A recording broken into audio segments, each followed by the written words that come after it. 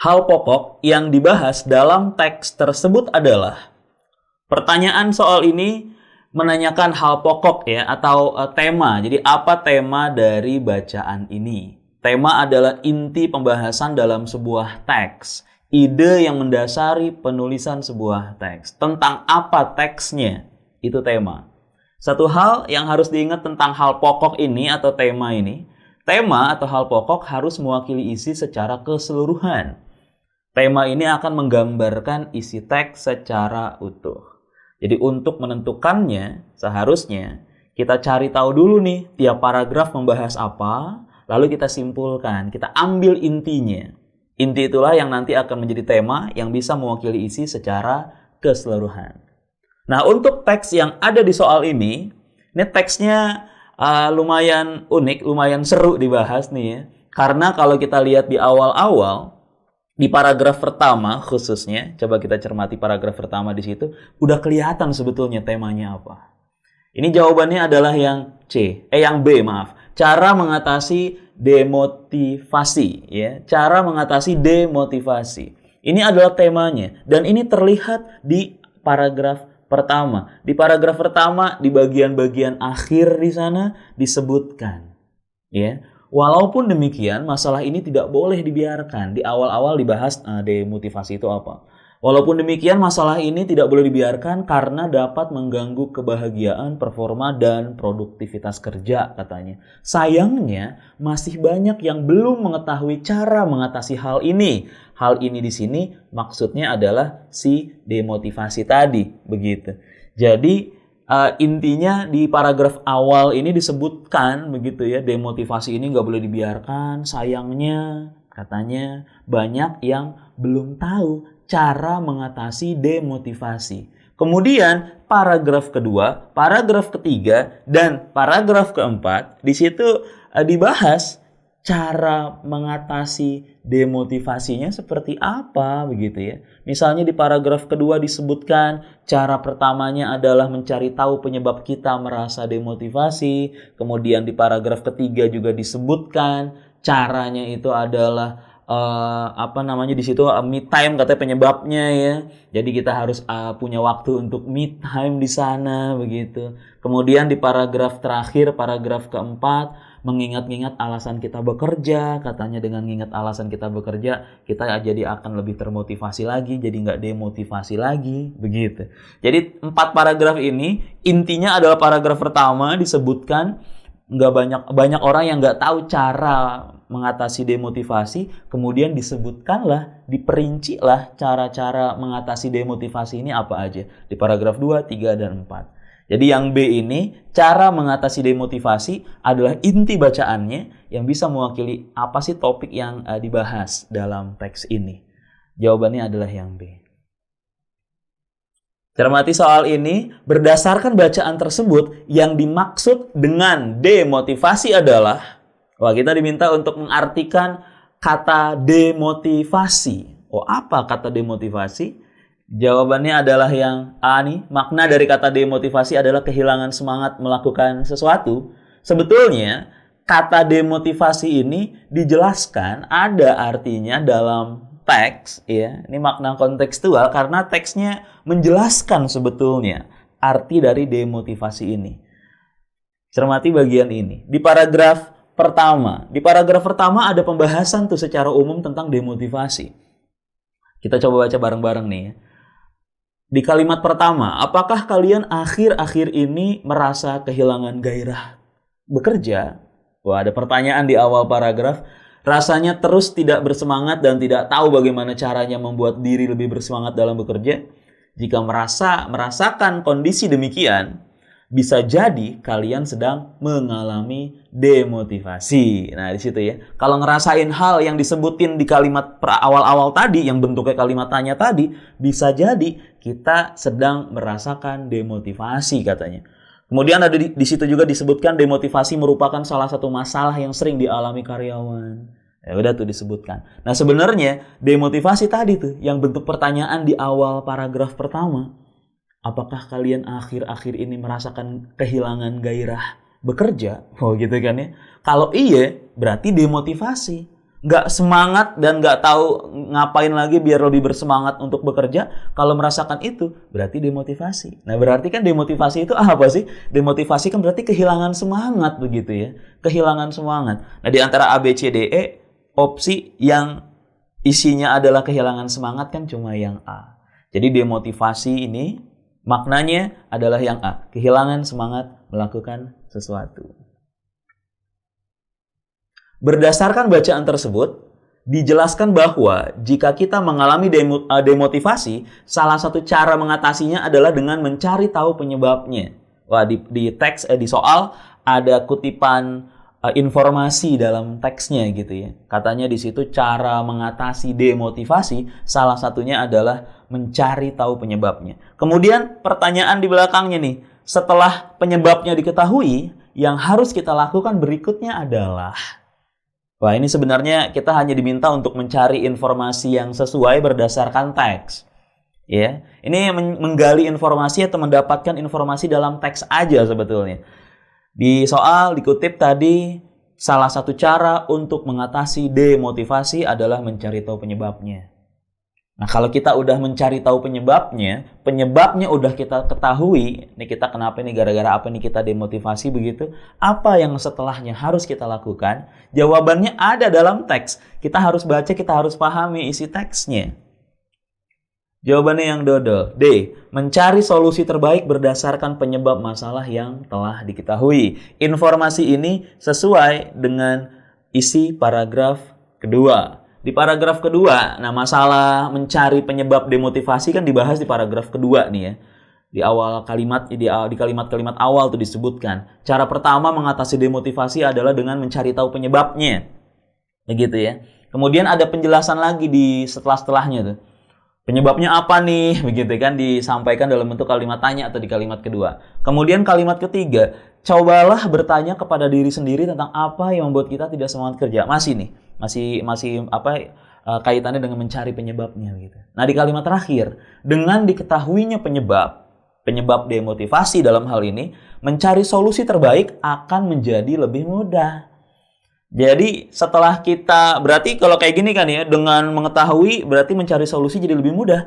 Apa artinya? Berarti kalau kita sudah mendapatkan penyebabnya apa, ya kita harus mencari solusinya. Mencari solusi yang sesuai dengan penyebab tadi.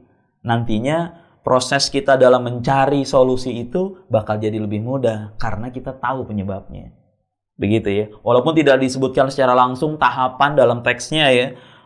Nih kita harus nyari dulu penyebabnya nih. Abis kita nyari penyebabnya, ketemu, baru kita cari solusinya. Sebetulnya nggak ada pernyataan yang secara tersurat seperti itu. Tapi dari sini, dari bagian yang saya biruin di sini ya, di paragraf kedua, khususnya di kalimat terakhirnya, dikasih tahu alasannya, jadi lebih mudah untuk mencari solusi. Oh, berarti kita harus nyari solusi setelah itu, kan begitu ya. Oke, jadi untuk soal ini, setelah kita mencari tahu penyebab kita demotivasi, saat kita merasa demotivasi begitu, kita harus mencari solusinya. Jawabannya adalah yang D. Cermati bentuk soal ini. Ini adalah bentuk soal yang berkaitan dengan pernyataan sesuai dan tidak sesuai. Ada 5 pernyataan yang muncul di soal ya. Kemudian kita diminta untuk menentukan nih, apakah pernyataan ini benar atau salah begitu ya. Tinggal kita tentukan nih, pernyataan yang pertama benar, ya kita klik benar. Kalau misalnya salah, ya kita klik salah. Nah, coba kita buktikan nih, apakah pernyataan ini benar atau tidak begitu ya berdasarkan teks. Kita mulai dari pernyataan yang pertama. Pernyataan yang pertama, meskipun tidak akan mengganggu performa kerja, demotivasi tetap perlu diatasi. Apakah pernyataan ini benar? Salah, ya ini F bahasa Inggrisnya nih, false, salah ya. Salah nih, pernyataan yang pertama ini salah. Tidak sesuai dengan isi teksnya. Pernyataan ini bertentangan dengan kalimat di akhir paragraf pertama ya. 2 kalimat terakhir paragraf pertama. Di situ disebutkan, walaupun demikian, masalah ini tidak boleh dibiarkan karena dapat mengganggu kebahagiaan, performa, dan produktivitas kerja. Berarti produktivitas dan performa kerja itu bisa terganggu dengan adanya demotivasi ini. Oke, pernyataan yang A salah karena tidak akan mengganggunya. Mengganggu ternyata, karena dapat mengganggu tadi ya di pernyataan di paragraf pertama itu. Pernyataan yang pertama salah. Kemudian pernyataan yang kedua, penyebab utama munculnya demotivasi kerja adalah beban tugas yang luar biasa. Apakah pernyataan ini benar atau salah? Salah juga ya. Pernyataan ini salah, tidak sesuai dengan isi teksnya, dengan informasi yang ada dalam teksnya, khususnya di bagian ini, di paragraf kedua. Di paragraf kedua, di situ disebutkan ya, pas teksnya itu lagi membahas kita harus nyari tahu penyebab demotivasi di paragraf kedua. Kemudian disebutkan di paragraf kedua kalimat keduanya. Apakah karena kita terlalu sering lembur dan beban kerja kita yang luar biasa besar atau merasa tidak nyaman dengan rekan kerja dan atasan? Nah, itu kan bentuk kalimat tanya yang kira-kira menanyakan nih alasan-alasan kita mengalami demotivasi apa begitu ya. Itu mungkin hanya salah satu alasan dari munculnya demotivasi. Hanya salah satu alasan yang mungkin, karena belum pasti juga di sana ya bentuknya kan kalimat tanya, yang mungkin dirasakan yang jadi penyebabnya begitu ya. Sedangkan pernyataan yang kedua, penyebab utama, jadi kayak seolah-olah tuh dia prioritas yang paling banget begitu. Nah, pernyataan penyebab utama tidak ada di pernyataan kalimat kedua paragraf kedua tadi. Nggak disebutin di situ penyebab utamanya karena beban tugas yang luar biasa begitu ya. Jadi pernyataan yang kedua ini salah juga. Oke. Lanjut, pernyataan yang ketiga. Apakah pernyataan yang ketiga ini benar? Salah juga ternyata ya. Rasa tidak nyaman dengan rekan kerja dan atasan dapat menambah beban kerja. Adakah informasi atau pernyataan ini dalam teks? Dalam teks tadi terkait dengan rekan kerja, atasan, beban kerja ada di paragraf kedua ya. Ada di paragraf kedua di sini tuh merasa tidak nyaman dengan rekan kerja. Cuman ini salah pernyataannya yang ketiga karena merasa tidak nyaman dengan rekan kerja di situ hanya salah satu kemungkinan penyebab seseorang merasakan demotivasi. Dan di situ tidak disebutkan nggak nyaman dengan rekan kerja bisa menambah beban kerja begitu ya. Jadi dapat menambah beban kerja yang membuat pernyataan ketiga menjadi salah. Kemudian yang keempat, mengingat beban kerja dapat membuat kita kembali memiliki semangat untuk bekerja. Adakah pernyataan ini dalam teks? Mengingat itu kalau kita lihat sekilas ada di paragraf keempat ya. Dan salah juga ya. Karena di paragraf keempat bukan mengingat beban kerja ya. Yang bisa bikin kita memiliki semangat itu bukan mengingat beban kerja, tapi mengingat alasan kita bekerja. Kalau ingat beban kerja malah tambah terbebani, bisa jadi malah tambah stres malah mungkin ya. Jadi yang keempat ini salah ya. Yang kelima, apakah ini semuanya salah? Jangan-jangan semuanya salah nih. Ternyata yang kelima benar. Salah satu yang menyebabkan demotivasi adalah tidak pernah memanjakan diri sendiri. Adakah informasi ini dalam teks? Cermati paragraf ketiga. Di paragraf ketiga ada penjelasan di sana. Penjelasan salah satu cara untuk mengatasi demotivasi. Kurang istirahat dan tidak pernah me time juga bisa menjadi salah satu penyebab katanya. Anda mengalami demotivasi, penyebab Anda mengalami demotivasi, agak terjeda tadi.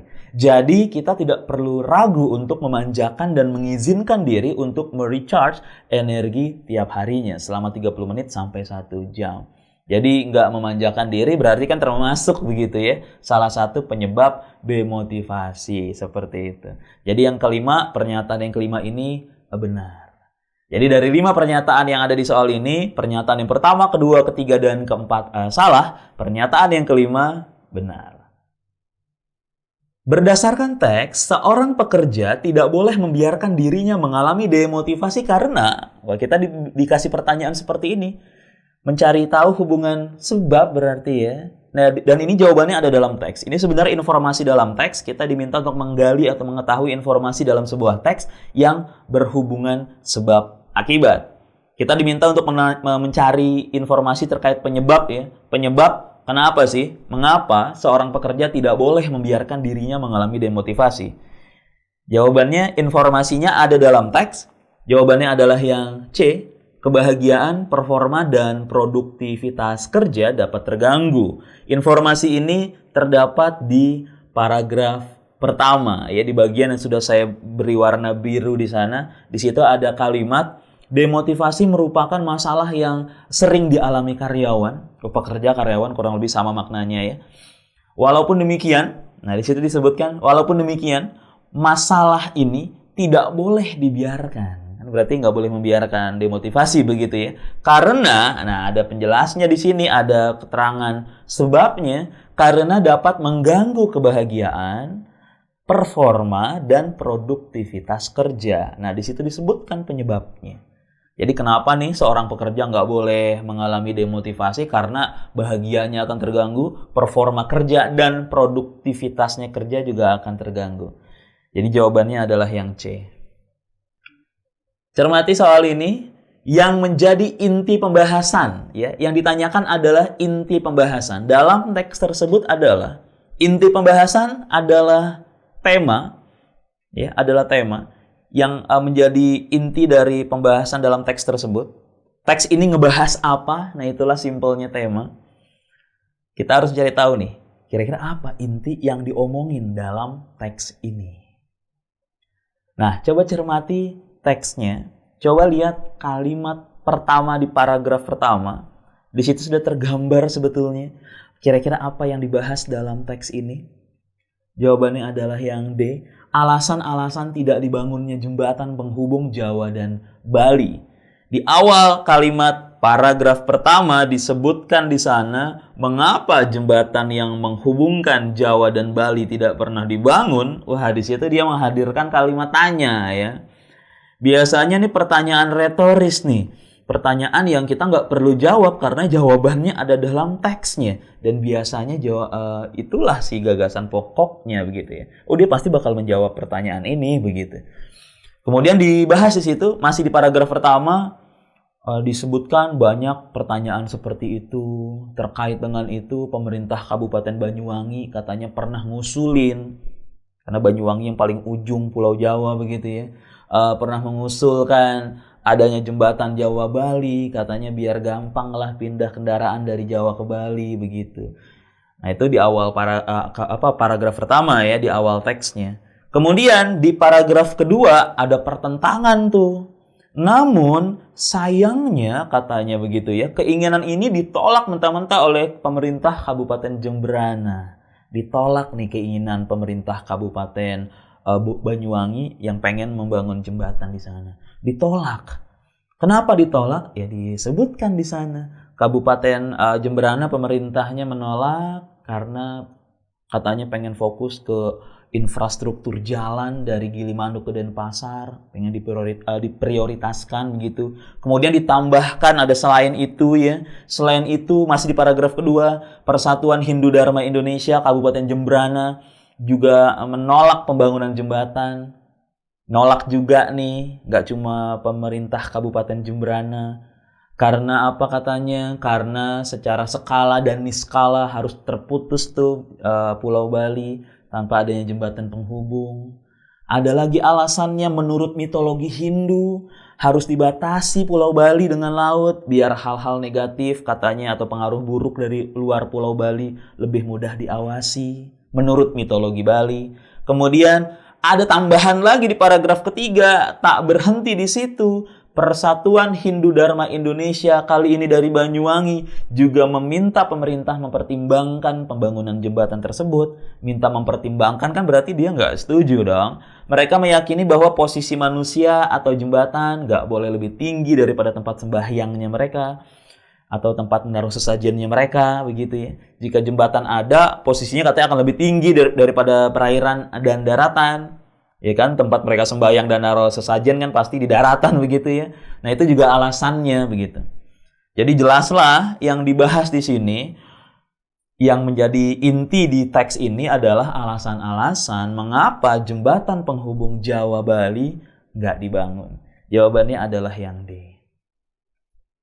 Cermati soal ini. Pernyataan yang tidak sesuai dengan isi teks tersebut adalah Kita diminta untuk menentukan di antara A, B, C, D, E dari 5 opsi yang tersedia, isinya pernyataan semua, mana pernyataan yang tidak sesuai, yang salah, yang nggak cocok dengan informasi dalam teks ini.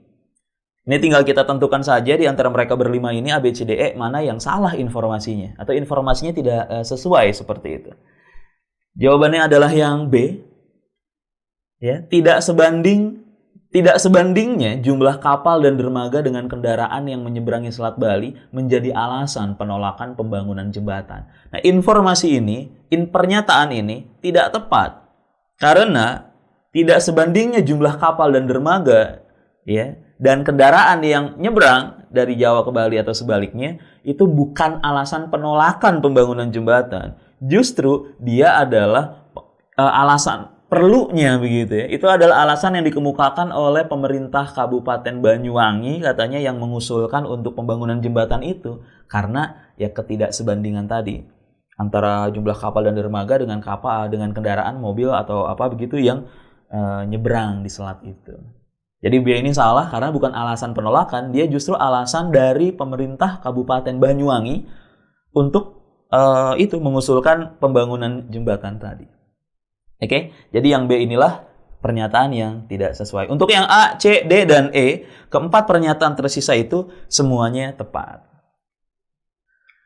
Dalam soal ini dikutip satu pernyataan. Pernyataannya diambil dari teks yang ada di soal. Pernyataan yang dikutip, banyaknya kendaraan yang melintas tersebut dianggap tidak sebanding dengan jumlah kapal dan dermaga yang ada. Nah, di soal ini kita diminta untuk memaknai atau menafsirkan, menginterpretasikan kira-kira apa maksud dari pernyataan ini. Apa sih maksudnya banyaknya kendaraan yang melintas dianggap nggak sebanding dengan jumlah kapal dan dermaga yang ada? Iya, jawabannya adalah yang B. Nggak sebanding, berarti kan jumlahnya nggak sesuai gitu ya, nggak berimbang lah begitu ya. Jadi jumlah kapal yang beroperasi yang jalan ya, jumlah kapal yang ada di dermaga dan nggak jalan atau ada di tempat parkirnya berarti nggak diajak nih. Jumlah kapal yang beroperasi dan dermaga yang tersedia di Selat Bali dalam hal ini ya, dianggap nggak seimbang dengan jumlah kendaraan darat ya, kendaraan laut masa ya kapal naik kapal, dengan kendaraan darat yang menyeberang dari Jawa ke Bali atau sebaliknya. Jadi kendaraan darat dari Jawa ke Bali yang nyebrang begitu ya, atau sebaliknya jumlahnya ternyata nggak seimbang. Bisa jadi lebih banyak begitu misalnya dibandingkan jumlah kapal yang tersedia, yang beroperasi, dan dermaga yang bisa dipakai. Nah itu kan maksud dari pernyataan ini ya. Banyaknya kendaraan yang melintas. Nah melintas apa sih di sini?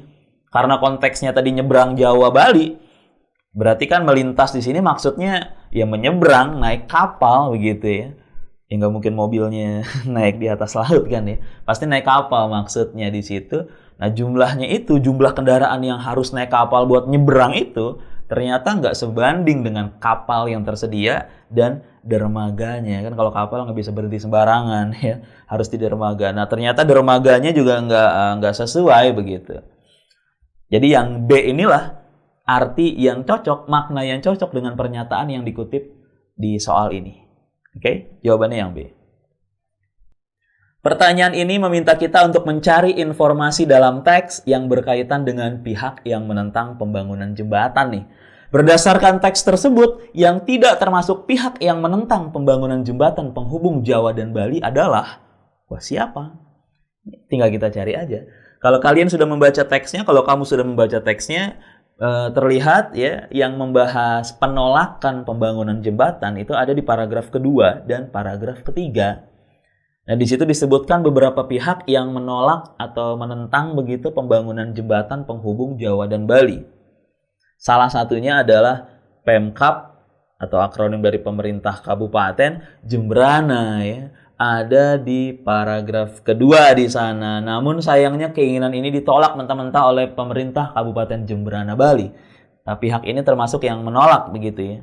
Untuk yang A misalnya PHDI Pulau Jawa, dalam teks ada PHDI, bahkan disebut 2 kali. Cuman informasinya, namanya, lembaganya bukan PHDI Pulau Jawa ya. Yang menolak adalah PHDI Kabupaten Jembrana dan Kabupaten Banyuwangi. Pengusaha kapal tidak disebutkan di sana. Warga Banyuwangi dan aktivis lingkungan pada opsi E juga nggak disebut sebagai pihak yang menentang pembangunan ini. Jadi dari 5 yang ada di opsi jawaban, hanya Pemkab Jemberana lah yang termasuk pihak yang menolak pembangunan jembatan. Jawabannya yang C. Dalam teks tersebut disebutkan bahwa Persatuan Hindu Dharma Indonesia Kabupaten Banyuwangi juga meminta pemerintah mempertimbangkan pembangunan jembatan Jawa Bali. Berdasarkan teks tersebut, apa yang menjadi dasar permintaan itu? Dasar permintaan apa sih dasar permintaan maksudnya? Oh, dasar permintaan kan berarti alasannya ya. Alasan mengapa PHDI Kabupaten Banyuwangi ini meminta untuk pemerintah mempertimbangkan pembangunan jembatan Jawa Bali ini. Jawabannya ada dalam teks. Ini kita hanya mencari informasi dalam teks dan informasi tersebut ada di paragraf ketiga ya. Paragraf ketiga betul. Karena PHDI Kabupaten Banyuwangi kan disebutkan di sana. Nah, di situ ada tuh penjelasannya. Mengapa Persatuan Hindu Dharma Indonesia Banyuwangi ini menolak begitu ya. Bukan menolak sih. Intinya menolak sebetulnya. Tapi dia meminta untuk pemerintah mempertimbangkan pembangunan jembatan Jawa dan Bali. Alasannya adalah yang A ini ya. Ada kepercayaan bahwa tempat sembahyang dan tempat menaruh sesajen mereka tidak boleh lebih rendah daripada posisi jembatan. Itu bisa diambil dari paragraf ketiga ini begitu. Khususnya di akhir-akhir paragrafnya. Mereka meyakini bahwa posisi manusia atau jembatan itu nggak boleh lebih tinggi daripada tempat sembahyang, gitu kan katanya. Kalau ada jembatan, otomatis jembatannya bakal lebih tinggi dari daratan, tempat mereka beribadah, tempat mereka menaruh sesajen. Alasannya itu, makanya pernyataan A inilah yang sesuai dengan informasi yang ada di akhir paragraf ketiga ini. Jawabannya yang A. Teks yang disajikan di soal ini adalah teks fiksi, teks novel. Pertanyaannya, tema kutipan cerita tersebut adalah. Kita diminta untuk menentukan apa tema dari kutipan cerita ini. Tema adalah inti cerita, tentang apa ceritanya, itulah tema. Nah, kira-kira apa nih? Apa tema dari kutipan cerita ini? Wah, kita harus pahami isi ceritanya dulu. Kemudian kita simpulkan, kita tentukan, kita ambil intinya. Oh, tentang apa sih ceritanya? Sederhananya tema sih seperti itu. Tentang apa ceritanya? Nah, untuk teks cerita ini, jawabannya adalah yang B. Olok-olok karena penampilan seseorang. Ini kalau kita baca teksnya, ini adegan saat para berandal sedang memperolok-olok seseorang yang berpenampilan berpenampilan Timur Tengah seperti itu ya. Ada di sini nih ya, di bagian yang sudah saya tandai warna biru ini. Di situ disebutkan di situ ya, pertama nih entah apa yang mereka bisikan, yang jelas sesuatu yang tidak nyaman bagi sepasang suami istri ini karena mereka mendadak menjadi bahan tontonan. Hey man, wah bahasa Inggris nih, saya nggak begitu jago nih pakai bahasa Inggris nih. Kalau salah pelafalannya mohon maaf nih. Do you think that ninja is really a female? Si berandal putih bertanya nakal kepada berandal hitam katanya. Mengumpat perempuan bercadar sebagai ninja yang bisa saja bukan perempuan gitu kan makna dari kalimatnya dia ya. Apa lo pikir ninja ini perempuan? Kan begitu tadi katanya dia begitu kan. Setelah dia melihat ada seseorang muslimah bercadar di sana begitu ya. Kemudian no, I think they are twins. Ha ha ha ha. Iya kan, twin, kembar, karena di atasnya dia sedang bersama suaminya begitu. Suaminya kan laki-laki. Ini kembar, berarti kembar sama suaminya. Kan konyol banget nih para berandal ya. Si berandal hitam yang tampak lebih mabuk berarti mabuk mereka semua nih. Dengan kengawuran. 3 pria tadi sontak tertawa mengekeh tak keruan, menyisakan seluruh penumpang terdiam. Iya kan? Kemudian di paragraf yang berikutnya, tiba-tiba kereta berhenti di stasiun dengan sedikit rem pegas yang mendecit. Semua orang tampak terenyak, lalu para berandal tadi tertawa tergelak-gelak lagi sambil berseloroh. We are dying, oh my god, we are dying, hahaha. Suara berdencing-dencing terdengar dari gelang-gelang besi seperti rantai roti mari katanya yang menyedihkan di pergelangan tangan mereka bertiga. Nah, di situ intinya kan di sini sebenarnya. Jadi 3 berandal di cerita ini sedang memperolok seseorang bercadar yang menganggap dia itu bukan perempuan begitu ya. Dikata-katain lah di sana begitu ya. Itu inti ceritanya. Di bagian-bagian akhir pun dan di bagian awal penggambaran kondisinya aja ya, bahwa di situ ada sepasang muslimah suami istri yang istrinya memakai cadar begitu, kemudian dikata-katain nih sama berandal di kereta ini. Oke. Nah, itu inti ceritanya. Jadi setelah kita membaca ceritanya dan memahami isi ceritanya, kita bisa menyimpulkan bahwa tema kutipan cerita itu, inti cerita ini adalah yang B, olok-olokan karena penampilan seseorang. Berdasarkan bacaan, tokoh pria berjenggot panjang dan memakai gamis dapat dikatakan sebagai tokoh yang sabar. Karena tindakannya, yakni, wah ini pertanyaan terkait informasi dalam teks, terkait juga dengan penokohan. Di situ disebutkan katanya si tokoh berjenggot panjang dan memakai gamis, ini orang yang sabar. Nah, tindakan apa atau hal apa ya dalam cerita yang bisa menggambarkan sifat sabar dari tokoh ini?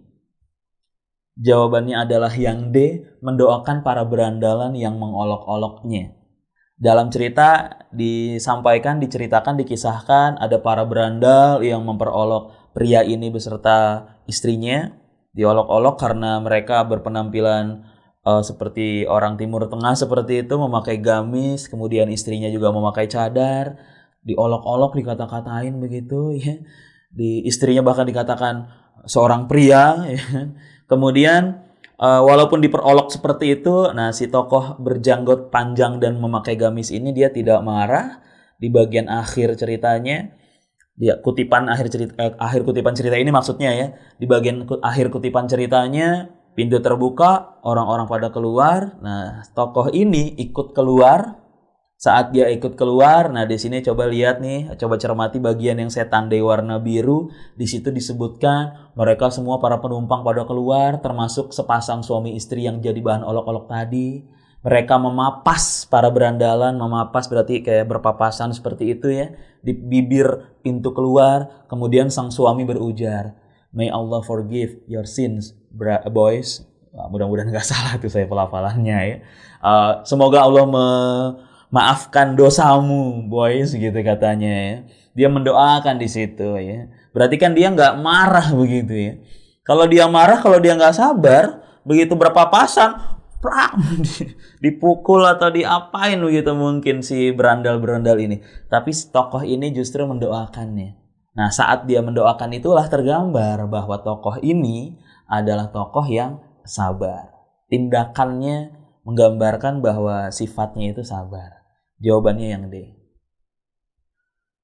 Soal ini berkaitan dengan latar. Pertanyaannya, latar tempat yang dominan dalam kutipan cerita tersebut adalah kereta. Oh, dikasih tahu nih, latarnya di kereta.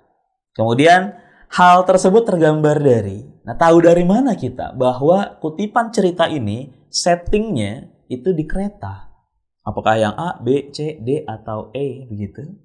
Nah, dari 5 opsi yang tersedia yang menggambarkan bahwa peristiwa dalam kutipan cerita ini adalah di kereta, yang B, penumpang yang keluar di stasiun ya. Dalam ceritanya kan ada tuh adegan saat para penumpang keluar begitu ya dari kereta, saat keretanya berhenti di stasiun di bagian ini nih. Tiba-tiba kereta berhenti di stasiun dengan sedikit rem pegas yang mendecit, begitu. Semua orang tampak terenyak. Lalu para berandal tadi tertawa tergelak-gelak. Kemudian di paragraf berikutnya pintu kereta terbuka otomatis. Terus mereka semua turun. Ya. Jadi ada penumpang yang turun, yang keluar dari kereta di stasiun tentu saja ya. Karena kereta kan berhentinya di stasiun ya. Jadi B jawabannya. Kalau yang A adanya berandal berkulit hitam kan nggak menggambarkan kereta begitu ya. Di mana aja bisa aja begitu berandal berkulit hitam ada. Kemudian yang C misalnya para berandal yang sedang mabuk juga nggak menggambarkan begitu ya bahwa adegan ini adanya di kereta. Begitupun yang D, gelang besi yang dipakai oleh para penumpang ini juga kurang tepat. dalam teksnya pun penumpang juga sih ya, tapi berandal aja begitu. Dan itu nggak menggambarkan juga ya. Masa gelang besinya menggambarkan itu ada di kereta kan nggak juga. Adanya pria yang memakai gamis juga nggak ya. Nggak menggambarkan bahwa peristiwanya di kereta. Ya mereka sedang naik kereta, keretanya berhenti di stasiun, kemudian para penumpang turun dari kereta. Nah itu kan yang menggambarkan bahwa latar cerita ini adalah di kereta. Oke, jadi dari 5 pilihan yang tersedia yang menggambarkan bahwa latar cerita dalam kutipan cerita ini di kereta adalah yang B. Penumpang yang keluar di stasiun. Kalimat-kalimat berikut dapat menggambarkan watak para berandal. Kecuali, kita diminta untuk mencari kutipan kalimat dari teks yang tidak menggambarkan watak para berandal. Jadi watak berandal ini seperti apa? Nah, yang nggak menggambarkannya yang mana begitu ya. Nah, dari 5 pilihan yang tersedia di antara A, B, C, D, E, yang tidak menggambarkan watak para berandal adalah yang C. Serentak orang-orang saling bisik dengan mata merabai pasangan suami istri ini. Entah apa yang mereka bisikkan. Nah, ini kan tidak tergambar ya watak berandalnya seperti apa. Bahkan berandal nggak muncul di kalimat itu. Beda dengan yang A, B, D, dan E. Kalau yang A misalnya, dialog dalam bahasa Inggris, "Hey man, do you think that ninja is really a female?" Ya kan? Si berandal putih bertanya nakal pada berandal hitam. Nah, di situ kan dia membuat kalimat tanya dalam bahasa Inggris itu, ini karena settingnya emang di luar negeri ya, menggunakan bahasa Inggris, dan dari kalimatnya kan dia ya sedang mengejek atau memperolok seorang muslimah bercadar di sana begitu ya. Nah, itu menggambarkan sifat berandal yang gak sopan seperti itu kan tergambar di sini. Kemudian yang B, thank you, save my best regard. Apa ini bacanya? To Osama bin Laden, brother, hahaha. Dia di situ tertawa menanggapi, kalau kita lihat teksnya, menanggapi ucapan tokoh bergamis ya, lelaki bergamis yang dia berdoa, semoga Allah mengampuni dosamu. Dia malah begini, thank you, ya kan? Sampein salam gue ke Osama bin Laden, katanya begitu kan, malah ngejek juga begitu ya. Dan itu tergambar juga sifatnya dia. Yang D pun sama, yang E pun sama ya. No, I think they are twins. Haha, itu juga lagi mengejek sepasang suami istri yang bergamis dan bercadar tadi. Begitupun yang E. Lalu para berandal yang tadi itu tertawa tergelak-gelak sambil berseloroh, "We are dying, oh my god, we are dying." Hahaha. Di situ kan dia sedang ngejek juga sebetulnya, karena dialog ini diucapkan saat kereta mau berhenti begitu. Wah, kita akan mati nih, kita akan mati. Haha, ketawa lagi ya kan. Nah, itu juga menggambarkan sifat si para berandal ini. Oke, jadi yang tidak menggambarkan sifat para berandal yang nggak sopan, yang itulah tadi ya, yang dia memperolok sepasang suami istri tadi, itu adalah yang C. Pesan yang terkandung dalam kutipan cerita tersebut berkaitan dengan nilai. Nah, ini kaitannya dengan nilai dalam cerita, terkait juga dengan amanat atau pesannya. Kira-kira pesan atau amanat yang terkandung ini berkaitan dengan nilai apa sih? Jawabannya adalah yang B, moral, terkait dengan nilai moral. Karena kalau kita melihat di sini, ini kan ada ceritanya mengisahkan ada para berandal yang sedang memperolok orang karena penampilannya, begitu ya. Jadi karena ada seseorang yang berpenampilan berbeda mungkin dengan budaya di sana, di situ dia memperolok. Ya, di situ ada sepasang suami istri yang suaminya memakai gamis, kemudian yang istrinya memakai cadar dengan baju gamis juga. Dan di situ diperolok di situ oleh para berandal. Nah, ini kan hal yang nggak boleh kita lakukan gitu ya. Kita kan nggak boleh memperolok seseorang karena penampilannya begitu. Nah, itu kurang lebih amanat dari ceritanya. Dan amanat tadi, kalau dikaitkan dengan nilai-nilai dalam karya sastra, dalam cerita, itu berkaitan dengan nilai moral ya. Jadi keseluruhan cerita ini berkaitan dengan nilai moral. Moral itu apa? Moral itu adalah perbuatan baik buruk yang dilakukan oleh tokoh. Jadi berkaitan dengan akhlak sebetulnya moral ini. Dan jelas tadi nggak boleh memperolok seseorang dari penampilannya, itu berkaitan dengan hal yang berurusan dengan moral ini atau akhlak ini. Karena tokoh dalam cerita kan melakukan sesuatu yang buruk begitu ya. Berarti moralnya atau perbuatannya, akhlaknya buruk di situ. Amanatnya jangan seperti itu. Ya. Jadi nilai yang berkaitan ya nilai moral ini. Untuk soal ini, jawaban yang tepat adalah yang A. Inti pembahasan teks tersebut adalah, soal ini menanyakan inti pembahasan, tema atau topik dari sebuah teks. Jika kita ingin menentukan tema atau topik dari sebuah teks, kita perlu memahami isi teksnya, cermati isi paragraf pertama, cermati isi paragraf kedua, tentukan intinya.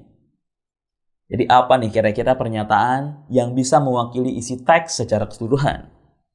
Ingat, tema harus bisa mewakili isi teks secara keseluruhan. Nah, dalam teks yang ada di soal kan ada 2 paragraf. Kita coba cari tahu dulu apa isi paragraf pertama dan isi paragraf kedua. Kita ambil intinya, lalu kita bisa nih menentukan mana kira-kira tema atau inti pembahasan teks tersebut. Nah, untuk teks ini, inti pembahasannya atau temanya adalah yang A. Penemuan baru yang memperbarui fakta tentang waktu dan asal-usul domestifikasi kucing. Di paragraf pertama, kalau kita lihat teksnya, kalau kita mencermati teksnya, paragraf pertama ya dan paragraf kedua intinya ya membahas ini. Di paragraf pertama disebutkan dalam jurnal Scientific American dijelaskan bahwa ada sebuah penelitian katanya tahun 2000 yang ngumpulin hampir 1000 kode genetik kucing liar dan rumahan katanya. Mereka mengambil DNA kucing dari Asia, Eropa, dan Afrika. Kemudian dibahas juga di situ. Sebelumnya peneliti telah mengetahui kucing yang didomestifikasi itu adalah satu spesies kucing liar, yaitu Felis silvestris. Namun dipertentangkan, belum diketahui asal subspesiesnya. Kemudian dari hasil penelitiannya diketahuilah bahwa kucing domestifikasi yang menyebar ternyata berasal dari Felis silvestris libica begitu. Kemudian di paragraf kedua di Siprus, ya kan? Jadi kan tadi kayak memperbarui fakta gitu ya tentang si kucing. Kemudian ada tambahannya lagi di paragraf kedua, di Siprus 4 tahun kemudian, ya 4 tahun kemudian dari tahun yang disebutkan di paragraf pertama tadi, arkeolog menemukan kerangka manusia dewasa yang dikubur bersama barang-barang lain. Tak jauh darinya terdapat kerangka kucing katanya. Usia kerangka itu sekitar 950 tahun. 9.500 tahun. Awalnya dipercaya bahwa yang pertama kali memelihara kucing adalah orang Mesir kuno pada 3.600 tahun yang lalu. Penemuan bukti-bukti baru ini memperbarui pemahaman tentang waktu dan asal-usul domestifikasi kucing. Nah, jadi ada pembaruan begitu ya. Katanya ternyata jenis kucingnya itu ini begitu kan tadi di awal paragraf tuh, di paragraf awal maksudnya paragraf pertama. Lalu di paragraf kedua ada penemuan baru yang memperbarui fakta. Ternyata kucing udah didomestifikasi. Kalau lihat dari kerangkanya, dari umur kerangkanya sekitar 9.500 tahun yang lalu, padahal sebelumnya dianggap yang pertama kali mendomestifikasi kucing itu adalah orang Mesir kuno pada tahun 3.600 tahun yang lalu begitu kan. Jadi ada update data gitu kan ya. Jadi lebih lama ternyata begitu. Nah, itulah inti yang sebetulnya ingin disampaikan oleh penulis lewat teks ini. Jadi ngasih tahu bahwa ada ternyata fakta baru dari sebuah penelitian yang mengungkapkan bahwa ternyata waktu dan asal-usul domestifikasi kucing itu sudah ada yang terbaru begitu ya. Kalau yang paragraf kedua ini waktunya, kalau yang paragraf pertama itu tadi asal-usulnya, jenis kucingnya seperti itu. Jadi yang bisa mewakili dua-duanya adalah yang A, jawabannya yang A. Soal ini menanyakan kepada kita ya tentang pernyataan benar dan salah. Jadi yang ditanyakan dalam soal ini adalah pernyataan benar dan salah. Kita diminta untuk menentukan dari 5 pernyataan yang ada, mana pernyataan yang benar, mana pernyataan yang salah, yang sesuai dan tidak sesuai dengan informasi atau isi dari teksnya. Kita coba buktikan saja satu persatu yang mana yang sesuai, yang mana yang tidak. Coba ya, kita mulai dari yang pertama, pernyataan yang pertama. Di pernyataan yang pertama, pada tahun 2000, dalam penelitian yang dipublikasikan di jurnal Scientific American, dikumpulkan hampir 1000 kode genetik kucing liar dan rumahan. Apakah pernyataan ini benar? Benar ya, true maksudnya ya. Jadi pernyataan yang pertama ini benar, pernyataan ini sesuai dengan informasi di paragraf pertama kutipan teksnya. Di kalimat pertama di situ disebutkan ya pada tahun 2000. Nah, tahunnya sama. Ini harus jeli ya kalau ada data-data keterangan kayak tahun, begitu ya, keterangan akibat, keterangan tempat. Ini juga kita perlu cermati karena kadang suka disalah-salahin di pernyataan seperti ini. Tapi ini betul, pada tahun 2000 ya, dalam penelitian yang dipublikasikan di Jurnal Scientific American, ini juga betul ya, nama jurnalnya adalah Scientific American, dikumpulkan hampir 1000 kode genetik, 1000 juga betul kode genetik kucing liar dan rumahan, betul. Pernyataan yang pertama tepat. Kemudian yang kedua, salah nih, penemuan kerangka kucing di dekat kerangka manusia yang ditemukan pada tahun 2005 membuktikan bahwa kucing sudah didomestifikasi lebih dari 9.000 tahun yang lalu. Pernyataan ini salah kalau kita bandingkan dengan kalimat pertama, paragraf kedua, di situ disebutkan di Siprus 4 tahun kemudian. 4 tahun kemudian di sini kan mengacu, kata kemudiannya mengacu ke 2000 di paragraf sebelumnya ya. Berarti 4 tahun kemudian dari tahun 2000 tahun berapa? Kan tahun 2004 dong tentunya, bukan 2005. Nah, keterangan waktu disinilah yang kurang tepat ya, bukan 2005 tapi 2004. Salah pernyataan yang kedua. Kemudian pernyataan yang ketiga, peneliti yang hasil penelitiannya dipublikasikan di Jurnal Scientific American mengambil DNA kucing dari Asia dan Eropa dan Afrika. Ini benar ya. Benar ada di paragraf pertama di situ nih, di sini di kalimat kedua, mereka mengambil DNA kucing dari Asia, Eropa dan Afrika. Ya kan? Tempatnya benar semua tuh, Asia, Eropa, Afrika ya. Jadi informasi ini betul. Kemudian yang keempat, pernyataan yang keempat. Berdasarkan hasil penelitian, diketahui bahwa semua kucing domestifikasi yang menyebar ternyata berasal dari Felis silvestris libica. Betulkah? Betul. Pernyataan ini ada di paragraf pertama kalimat terakhir ya. Di situ disampaikan bahwa dari DNA yang dikumpulkan ya kan, diketahui ternyata dari ini tadi ya, Felis silvestris libica seperti itu. Kemudian pernyataan yang kelima, penemuan kerangka manusia dan kucing di Mesir membuktikan bahwa domestifikasi kucing sudah berlangsung sejak 9.500 tahun yang lalu. Betulkah? Salah. Pernyataan ini salah. Kenapa salah? Yang membuat pernyataan ini salah adalah di Mesir. Ya. Kenapa di Mesir salah? Karena dalam teksnya di Siprus, bukan di Mesir. Ya. Yang penemuan kerangka manusia beserta kerangka kucing itu adanya di Siprus, bukan di Mesir. Jadi pernyataan yang kelima ini salah karena Mesirnya. Ya, kalau Mesir yang diganti Siprus mungkin pernyataannya jadi tepat seperti itu ya. Oke, jadi dari 5 pernyataan ini, pernyataan yang pertama benar, yang kedua salah, yang ketiga benar, yang keempat benar, dan yang kelima salah. Soal ini berkaitan dengan makna kata. Kita diminta untuk menentukan apa kira-kira makna dari kata domestifikasi. Domestifikasi. Nah, jawabannya adalah yang B, penjinakan hewan liar. Domestikasi itu dia ada di akhir paragraf pertama ya. Di situ disebutkan, di situ ada kata domestifikasi di situ ya. Nah, kalau kita cermati kalimatnya, meskipun mungkin kita nggak tahu ya domestikasi ini maknanya apa, kita coba pahami dari kutipan teksnya. Sebelumnya peneliti telah mengetahui bahwa kucing yang didomestikasi berasal dari satu spesies kucing liar, katanya belum diketahui subspesiesnya apa begitu ya. Kemudian dipertegas lagi di paragraf kedua di kalimat awal-awalnya, katanya ada penemuan kerangka manusia dengan kucing begitu ya.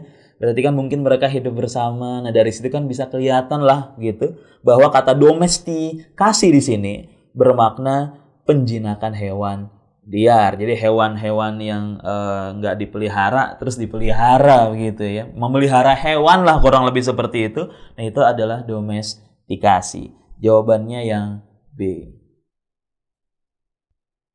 Pertanyaan ini berkaitan dengan kesimpulan. Bunyi pertanyaannya, manakah pernyataan yang tepat sebagai simpulan bacaan di atas? Pernyataan mana nih yang bisa menjadi simpulan dari teks ini? Simpulan adalah intinya, ya, inti dari teksnya. penulis kira-kira ingin menyampaikan apa sih sebetulnya lewat teksnya? Nah, itu biasanya bisa terwakili dalam simpulan. Simpulan bisa kita temukan dengan mencari gagasan pokok dari tiap paragraf, kemudian kita satukan, kita ambil intinya. Nanti hasilnya adalah kesimpulan.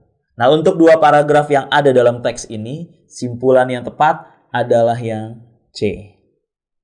Penemuan terbaru memperbarui fakta bahwa jenis kucing domestikasi yang tersebar berasal dari Felis silvestris libica, dan domestikasi kucing telah berlangsung sejak 9.500 tahun yang lalu.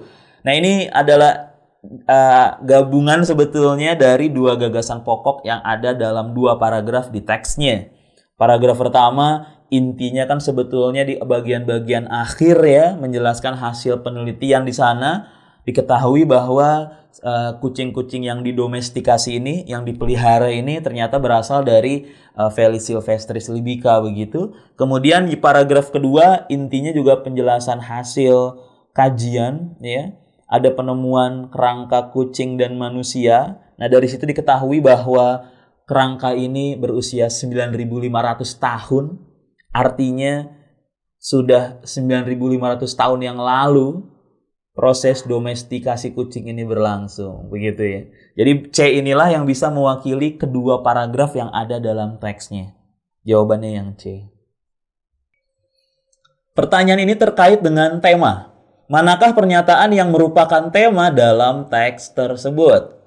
Nah, pernyataan mana di antara ABCDE ini yang menjadi tema dari bacaannya? Tema itu apa sih? Tema adalah inti pembahasan dalam sebuah teks. Ya, ide yang menjiwai pengembangan gagasan dalam sebuah teks. Tentang apa teksnya? Nah, itu tema ya. Berarti kita harus memahami, kita harus mengetahui dulu nih kira-kira apa sih yang dibahas dalam teksnya. Kemudian ya kita tentukan apa intinya. Nah, untuk soal ini jawabannya adalah yang A. Temanya adalah yang A. Pembangunan Selokan Mataram merupakan upaya raja untuk menyelamatkan rakyatnya dari kerja paksa. Ya, untuk menjelaskan kenapa jawabannya yang A, ya kita harus baca teksnya.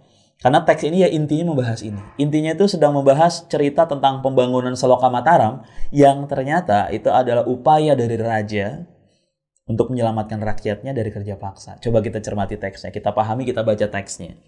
Di paragraf pertama disebutkan Selokan Mataram katanya bukan saluran irigasi biasa, kanal legendaris sepanjang 30,8 km yang mengairi area pertanian seluas 15.734 hektare tersebut telah merekam cerita bersejarah tentang raja yang sangat mencintai rakyatnya. Pembangunan selokan itu katanya ini adalah siasat cerdik sang raja ya, sebagai hasil diplomasi beliau untuk menyelamatkan rakyatnya dari kerja paksa yang digulirkan oleh penjajah Jepang saat itu. Jadi paragraf pertama ini intinya ngasih tahu bahwa selokan ini ya, Selokan Mataram ini dibangun sebagai upaya diplomasi raja untuk biar rakyatnya nggak ikut kerja paksa begitu. Nah, ini intinya sebetulnya. Kemudian paragraf kedua dan paragraf ketiga menjelaskan ini. Di paragraf kedua disebutkan, ternyata rajanya adalah Sultan Hamengkubuwono ke-9, Raja Keraton Jogja. Siasat cerdiknya biar Jepang nggak mengerahkan rakyatnya buat kerja paksa begitu ya. Dia menyampaikan beliau mengusulkan untuk pembangunan ini. Akhirnya didanai, akhirnya rakyat-rakyatnya harus kerja untuk membangun saluran irigasi ini. Tapi dengan rakyat-rakyatnya membangun saluran irigasi ini, mereka jadi nggak harus dikirim buat kerja paksa seperti itu ya.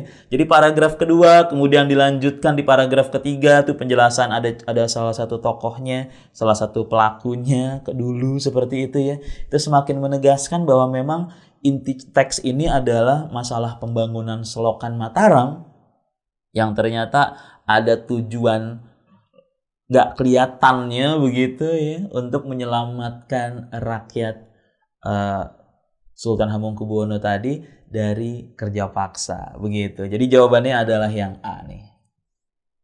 Soal ini berkaitan dengan menentukan pernyataan yang sesuai. Pernyataan yang sesuai dengan teks tersebut adalah Kita diminta untuk menentukan dari 5 kalimat, dari 5 pernyataan yang tersedia di soal ini, manakah pernyataan yang sesuai dengan teksnya.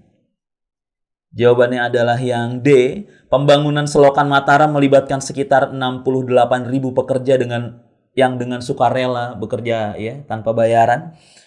Nah, ini sesuai, informasi tersebut ada dalam teksnya di paragraf kedua ya. Di paragraf kedua di situ disebutkan Jepang ngasih duit begitu ya, mendanai pembangunan selokan Mataram ini. Kemudian pembangunannya melibatkan sekitar 68.000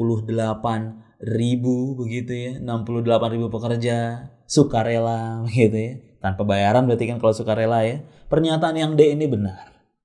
Nah, untuk pernyataan-pernyataan yang lain, pernyataan A, B, C, dan E ini kurang tepat. Misalnya yang A, dalam pembangunan selokan Mataram dilibatkan banyak masyarakat Jogja yang dipaksa bekerja tanpa bayaran. Pernyataan ini salah karena ada kata dipaksa. Dalam teksnya nggak ada tuh penyampaian informasi bahwa para rakyat atau para masyarakat Jogja saat itu dipaksa bekerja tanpa bayaran untuk membangun selokan Mataram. Bekerja tanpa bayarannya ada, tapi dipaksanya nggak ada pernyataan atau informasi seperti itu. Yang A salahnya di situ. Kemudian yang B, karena terlibat dalam pembangunan selokan Mataram, seluruh rakyat Jogja terbebas dari paksaan menjadi romusa. Ini pun salah karena tidak seluruh rakyat Jogja.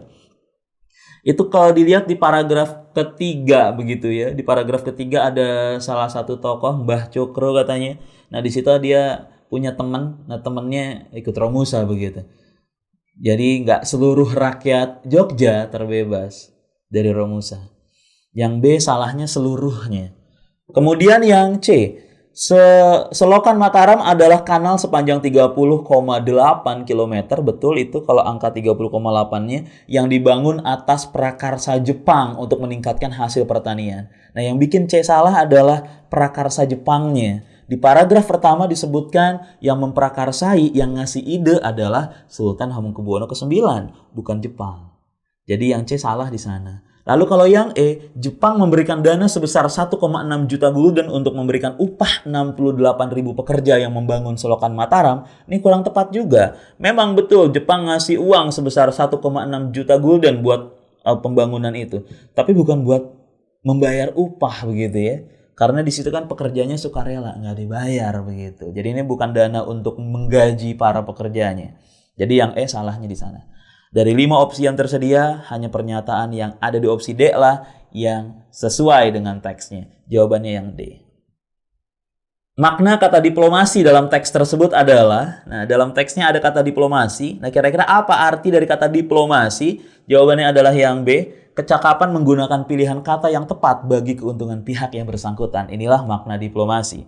Makna ini juga tercermin dalam teksnya. Jika kita mencermati teksnya di bagian yang ada penjelasan tentang diplomasinya ya. Di sini, di situ disebutkan ya, pembangunan selokan ini adalah siasat cerdik sang raja sebagai hasil diplomasi beliau. Jadi hasil diplomasi. Pembangunan ini adalah hasil diplomasi Sultan Hamengkubuwono ke-9. Ya kan? Untuk menyelamatkan rakyatnya. Jadi diplomasi di sini apa? Ya jelas tuh di antara A, B, C, D, E yang sesuai dengan konteksnya. Berarti hasil kemampuan bercakap-cakap atau berbicara Sri Sultan Hamengkubuwono ke-9 begitu ya. Dan untuk kepentingan pihak yang bersangkutan dan untuk kepentingan beliau juga. Karena di situ kan untuk kepentingan rakyatnya, biar rakyatnya tadi enggak kerja paksa seperti itu kan ya. Jadi makna kata diplomasi ini terlihat ada di kalimat atau di pernyataan pada pilihan B. Berdasarkan informasi dalam teks tersebut, Jepang katanya menerima usul pembangunan saluran irigasi yang menghubungkan Sungai Progo dan Sungai Opak. Bahkan mendanainya. Alasannya adalah, kita diminta untuk mengetahui, mencari informasi dalam teks. Informasinya terkait dengan hubungan sebab akibat karena alasan di sini ya.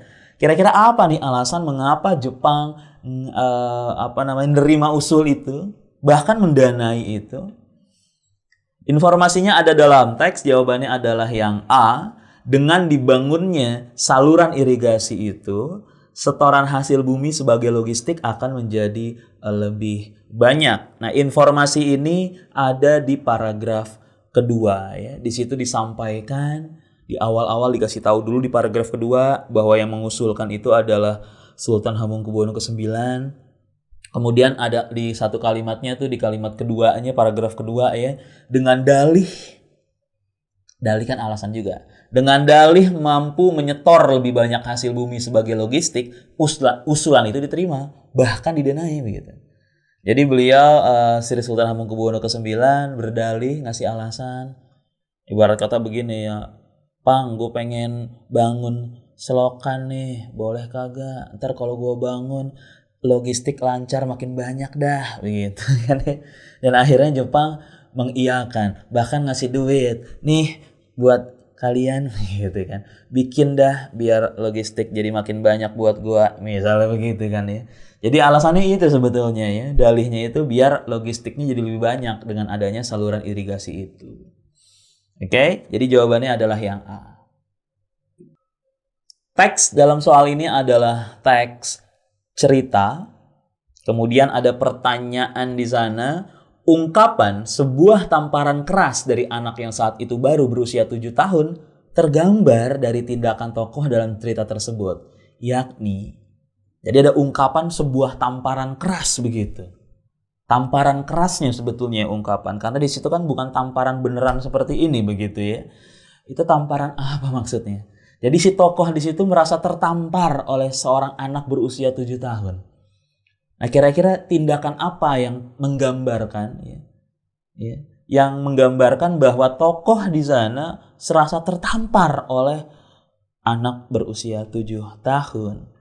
Jawabannya adalah yang B. Tokoh tersebut mematikan rokoknya dan berhenti merokok. Nah, ini kalau kita sudah baca teksnya, di situ ada dialog antara seorang anak kecil dengan om karena dipanggil om. Di situ, kenapa kalau orang merokok asapnya dihisap terus dikeluarin lagi? Katanya begitu kan ya. Terus dijawab begitu kan. Kayaknya jawabannya juga ngeritik di situ ya. Kemudian di ujungnya merasa tertampar begitu. Lalu di paragraf terakhir tuh jelas di situ disebutkan ya, sebuah tamparan keras dari anak yang saat itu berusia 7 tahun membuatku langsung mematikan rokokku sore itu dan seterusnya hingga saat ini. Jadi dia berhenti merokok gara-gara dibilang sama anak kecil di situ, berarti om egois dong katanya ya kan. Habisnya om gak mau ngisep semua asap rokok itu, om keluarin lagi tuh dari mulut om. Om tahu itu berbahaya, tapi om bikin aku menghisap asap rokok yang om keluarkan itu. Om gak sakit, aku yang gak sengaja ngirup jadi sakit, begitu kata anak kecilnya. Akhirnya dia merasa tertampar begitu, dan akhirnya dia gak ngerokok lagi begitu kan ya. Jadi tindakan dia gak ngerokok lagi itulah yang mencerminkan tamparan keras yang dimaksud di soal ini. Jawabannya adalah yang B. Yang ditanyakan di soal ini adalah tema. Tema cerita tersebut adalah inti sebuah bacaan, tentang apa ceritanya, karena teks ini kebetulan adalah teks cerita. Apa ide mendasari penulisan cerita ini? Setidaknya kutipan cerita ini. Berarti kita harus memahami isi ceritanya dulu, begitu ya. Dengan kita memahami isi ceritanya, kita akan bisa menentukan kira-kira apa temanya, begitu. Nah, kalau kita sudah membaca teksnya nih, sudah membaca ceritanya, di situ kan ada adegan saat seorang anak bertanya kepada seseorang, di sana disapa oleh dia, kenapa ngerokok? Kenapa orang kalau ngerokok diisap, terus dikeluarin lagi, kan begitu katanya ya. Kemudian emang disebutkan tuh sama si omnya, asap rokok emang gak boleh ditelan katanya. Kenapa gak boleh ditelan om? Dijawab lagi sama omnya, karena di dalam asap rokok ini banyak racun berbahaya. Nanti guru kamu pasti akan mengajarkan apa saja racun berbahaya itu. Bisa bikin sakit napas ya om, kata si anaknya. Betul, katanya sambil mengacungkan ibu jari. Kemudian berarti om egois dong katanya. Loh kok begitu? Dia diam sejenak, perhatiannya teralih pada tukang es krim yang melintas. Ada tukang es krim lewat. Iya, habisnya lanjut anak kecil ini tadi. Om gak mau ngisap semua asap itu. Om keluarkan lagi dari mulut om, karena om tahu itu berbahaya buat om. Tapi om malah bikin aku mengisap asap rokoknya, katanya begitu kan ya. Jadi aku gak sengaja ngisapnya. Om sehat, aku yang sakit, katanya begitu ya. Begitu kan. Sebuah tamparan keras dari anak yang saat itu berusia 7 tahun bikin dia sadar dan akhirnya dia nggak ngerokok lagi. Nah, kira-kira tema ceritanya apa? Nah, dari cerita tadi kita bisa menyimpulkan bahwa inti dari cerita ini sebetulnya adalah yang C. Menyadari kesalahan karena kepolosan seseorang. Di situ kelihatannya emang si anak ini nggak benar-benar pengen nyuruh dia berhenti merokok ya. Cuma polos aja gitu bilang. Berarti om egois dong gitu kan ya. Tapi berkat kepolosan si anak itulah, akhirnya si om ini sadar gitu bahwa merokok itu adalah perbuatan yang salah. Karena ternyata bisa bisa merugikan orang di sekitarnya juga, selain merugikan diri sendiri juga gitu. Intinya dia sadar bahwa merokok itu salah gara-gara omongan polos seorang anak berusia 7 tahun. Itu inti ceritanya, makanya jawaban yang cocok adalah yang C.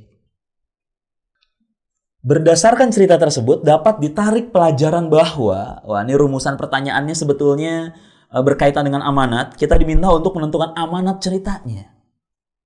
Amanat cerita biasanya berkaitan dengan tokoh, tindakan tokoh, atau sifat tokoh. Ya, berkaitan juga dengan inti ceritanya tentu saja. Ya. Nah, untuk cerita ini, amanat yang sesuai adalah yang E. Ya. Kita perlu meninggalkan hal yang dapat merugikan diri sendiri dan orang lain. Ini bisa menjadi amanat dalam cerita ini, sebab dalam cerita ini, tokoh Om di situ, dia sadar dan akhirnya berhenti merokok begitu. Ya. Setelah seorang anak berusia 7 tahun mengucapkan dialog yang ada di sini begitu. Dari omongannya dikatain egois dia begitu karena ngerokok dihisap terus dikeluarin lagi. Ya dia tahu nggak boleh nelan asap rokoknya, tapi dia malah bikin orang nelan asap rokoknya begitu kan. Akhirnya dia sadar begitu ya kalau itu salah dan akhirnya dia berhenti begitu. Jadi amanat yang paling cocok di antara 5 yang tersedia ini adalah yang E. Kita perlu meninggalkan hal yang dapat merugikan diri sendiri dan orang lain. Dalam teks ini, konteksnya adalah merokok seperti itu. Jawabannya yang E. Kata relief dalam teks tersebut bermakna, apa nih arti dari kata relief? Jawabannya adalah yang B, gambar timbul. Kata relief dalam teksnya muncul di sini ya. Jalan cerita naskah ini juga ditemukan tergambar dalam relief kuburan yang lebih tua. Relief. Mungkin kalian juga sering mendengarnya. Relief Candi Borobudur misalnya. Kalau kalian pernah ke Candi Borobudur, ada relief gitu kan ya. Itu apa dia? Itu kan gambar-gambar yang kayak dipahat, dia nongol seperti itu kan ya. Gambarnya dan gambarnya timbul seperti itu. Jadi makna kata relief yang tepat adalah yang B. Karena relief itu lebih ke gambarnya, tidak hanya sekadar misalnya pahatan batu yang A. Memang biasanya relief adanya di batu misalnya, tapi kalau yang A terlalu umum. Kalau pahatan kan bisa apa aja, bisa jadi patung atau apa misalnya. Tapi kalau gambar timbul ya relief, karena dia emang ya nongol seperti itu ya. Jawabannya yang B. Yang ditanyakan dalam soal ini terkait dengan informasi yang berhubungan dengan kausalitas. Mencari informasi yang berkaitan dengan hubungan kausalitas nih. Redaksi soalnya seperti ini. Berdasarkan teks tersebut, naskah yang ditulis oleh I. Kernevert, semoga saya nggak salah menyebut pelafalannya tadi, dikenal juga sebagai naskah Abydos. Karena, kenapa nih? Naskah yang ditulis oleh beliau ini disebut juga sebagai naskah Abydos. Penyebabnya apa? Jawabannya adalah yang C. Ditulis untuk dipentaskan sebagai sandiwara upacara di kota Abydos. Jawabannya sebenarnya ada dalam teksnya, ada di bagian ini. Ia menulis naskah tersebut untuk sebuah pertunjukan sandiwara upacara di kota Abydos. Sehingga, nah ini kan akibatnya, sehingga naskah ini juga dikenal sebagai naskah Abydos gitu. Jadi kenapa disebut naskah Abydos? Karena naskah itu emang ditujukan untuk sandiwara upacara di kota Abydos. Jawabannya yang C. Manakah pernyataan yang bukan keunggulan digital marketing berdasarkan teks tersebut? Wah, ini pertanyaan terkait keunggulan dan kelemahan. Tapi ini keunggulan, tapi yang ditanyakan yang bukan keunggulannya. Berarti kita harus mencari informasi dalam teks nih. Kira-kira apa keunggulan digital marketing? Ya kan, di antara A, B, C, D, E berarti ada 4 yang termasuk keunggulan digital marketing. Ada 1 yang bukan. Nah, 1 yang dimaksud adalah yang A. Digital marketing melibatkan beberapa prinsip yang sama dengan marketing konvensional. Sebetulnya informasi ini ada dalam teks. Informasi ini ada di sini. Digital marketing melibatkan beberapa prinsip yang sama dengan pemasaran konvensional dan sering dianggap sebagai cara baru bagi perusahaan untuk mendekati konsumen dan memahami perilakunya. Nah, kan digital marketing melibatkan beberapa prinsip yang sama dengan marketing konvensional ada di teks sebetulnya. Namun, pernyataan ini bukanlah keunggulannya begitu. Bukan keunggulan. Jadi menggunakan prinsip yang sama dengan marketing konvensional bukan keunggulan dari digital marketing ini begitu. Adapun yang B, C, D, dan E itu adalah keunggulan-keunggulannya. Keunggulannya sebetulnya dibahas di paragraf kedua dan paragraf ketiga ya. Kalau kita baca paragraf kedua misalnya nih, salah satu kelemahan terbesar dari pemasaran konvensional adalah jangkauan promosinya yang sangat terbatas katanya. Dengan cara konvensional, perusahaan perlu mengeluarkan uang lebih banyak jika ingin melakukan promosi ke lebih banyak konsumen.